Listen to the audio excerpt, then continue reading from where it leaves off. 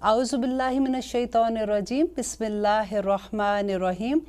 जब हम ये कलमा अदा करते हैं तो नबी करीम सल्लल्लाहु अलैहि वसल्लम ने हमें बताया कि ये कलमा इतना भारी है कि ज़मीन और आसमान के दरमियान में जितनी खला है वो उसको भर देता है, और फिर मैज़ान पे सबसे भारी है और अल्लाह सुब्हान ताला को सबसे ज़्यादा अजीज़ है।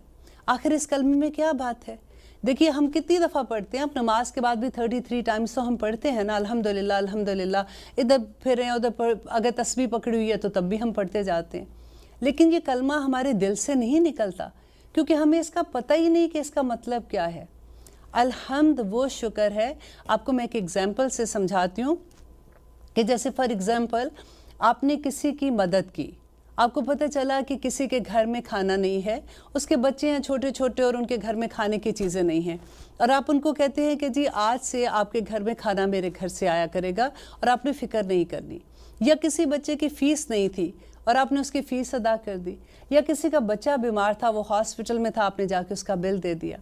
कैन यू इमेजिन कि उस वक़्त उसके पेरेंट्स जब आपके सामने खड़े होते हैं तो वो किस अंदाज से आपका शुक्र अदा करते हैं।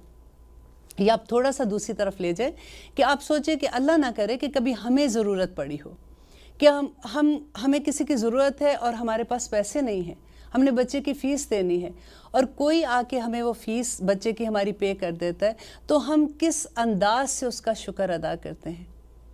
हमारी आंखों में जो उसके लिए इज़्ज़त होती है, जो हमारी पूरी लैंग्वेज, बॉडी लैंग्वेज उसके सामने जिस तरह से हम खड़े होते हैं, और ये ना सिर्फ ओनली उस टाइम पे, ज़िंदगी में जब भी उसको मिलेंगे, हम कहीं भी दूर बैठे हुए हम भाग के जाते हैं और उनको जाके मिलते हैं कि उन्होंने उस वक्त हमारी मदद की थी। और ये तो अल्लाह सुब्हाना ताला है।